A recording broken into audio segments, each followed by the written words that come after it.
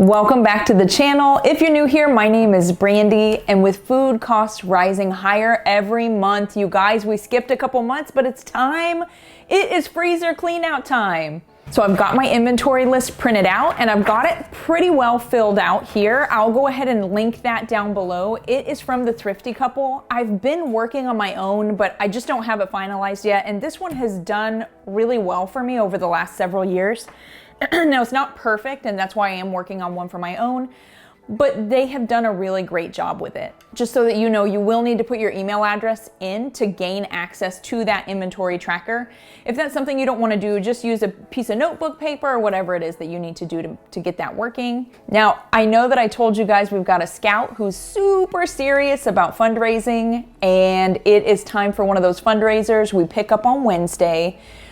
He sold a little over $2,500 in Blue and Gold, which is a meat company that partners with schools and organizations to fundraise with meat, so sausage, bacon, and chicken strips. With that being said, I emptied our chest freezer, but the other two freezers are filled to the rafters, so it is time to get rid of some of that. Last time I did a freezer clean out, I focused more on our story and our lifestyle so that you could understand why I pick the meals that I pick. This time, I want to focus more on how to organize your meals, how to organize your components that are going to make your meals to get those freezers cleaned out. So first, what I'm gonna do is just go ahead and show you what I've got in those refrigerators, freezers, pantries, all that good stuff, so that you can see what we're working with and maybe start to give you some ideas as far as what you'd like to do with yours, and then we'll move on to our inventory list.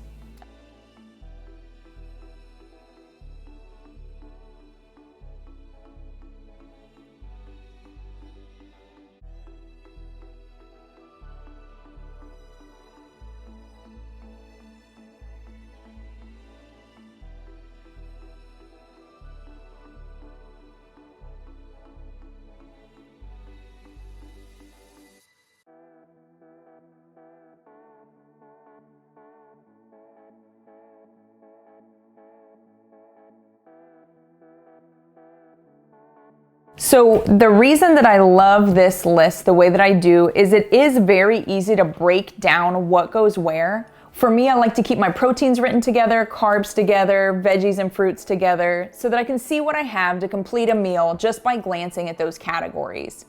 So this box, this is the reason that I say it's a little convoluted. This box is the only space that you've got to put down your components that are going to pull together to make those meals. The pieces along the side are gonna be breakfast and lunch, and I know that I told you I don't plan breakfast and lunch, but I do write down ideas so the kids and Mike have an idea of kind of what's going on, what those options are. So usually I just write them down on those lines like, hey, these are some options, not this is for Monday, this is for Tuesday, this is for Wednesday, but hey, this is what you're working with, this is what's in the refrigerator and the freezers. With that being said, I do then move down to dinners, and typically I've got an idea of what it is I'm interested in doing. For me, I do like to keep my proteins written together, carbs together, veggies and fruits together, those kinds of things, so that when it's time to pick, all I have to do is bump around in those categories. For example, I've got salad, broccoli, tomato, apples, radishes, all of those produce items together. Then we move on. Eggs, yogurts, proteins, right? Steak, chicken thighs. And then I did have some that kind of sneaked in at the end, which is not a big deal. They were just, I had forgotten about them and I wanted to make sure that I got them on that list. Onto pantry, these are our options here. As you move on to the freezer, you can see we've got sides grouped together, we've got meat grouped together, and this is just gonna really give you ease when you're putting those together.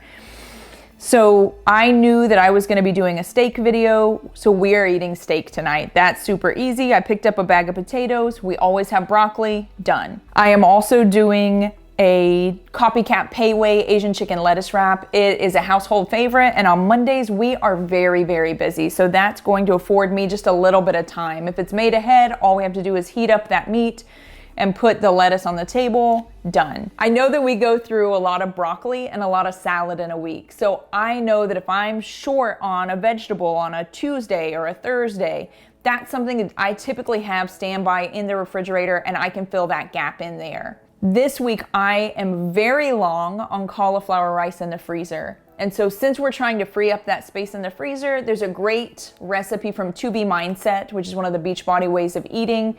We fell in love with it a couple years ago. It's called cauli soto, sort of like a rice risotto, but with cauliflower rice instead.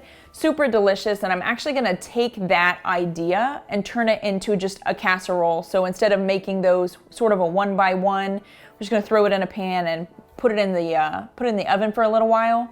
But that sounded really, really good to me. Just as a filler, we've got vegetables and it will be just like a kind of like a comfort side. I also promised you in January that I was going to work through all of my ground turkey, or I was gonna start working through some of the ground turkey. I am down to my last bag, you guys. Now, it's a 3-pound bag, but it's my last one.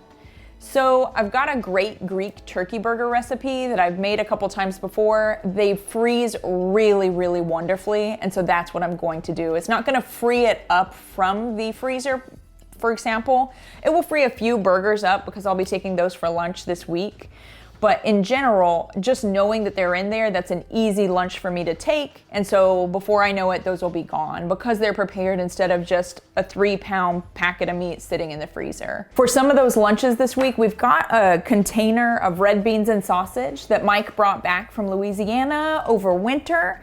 And so we are gonna go ahead and get that used up. It's already complete, so I've got that pulled and it is thawing. Additionally, I have some ground beef that needed to be used up in the freezer, and I've got 2 spaghetti squashes with my name on it. So I'm gonna go ahead and whip up my spaghetti squash lasagna bake, which will put a smile on everyone's face in my house. If you need that recipe, it's gonna be right here. If you did watch my last clean out video, you remember that I had a lot of fruit. Now we have worked through a little bit of that, and we are putting it into like individual oatmeal mason jars every day to kind of work down on some of that. But it's springtime. The winter is gone. It's not to say we won't have a couple chilly mornings, but smoothies are back in.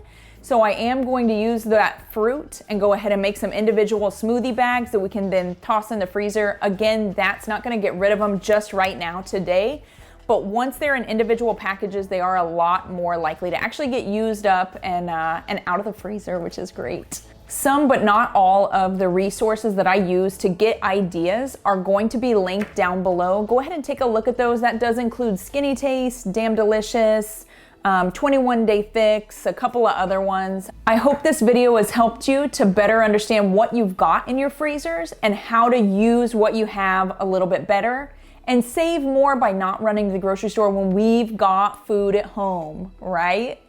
If you'd like to see more videos like this, meal prep, freezer cleanouts, copycat recipes, go ahead and hit that subscribe button down below, ring the bell so that you don't miss any of my upcoming videos.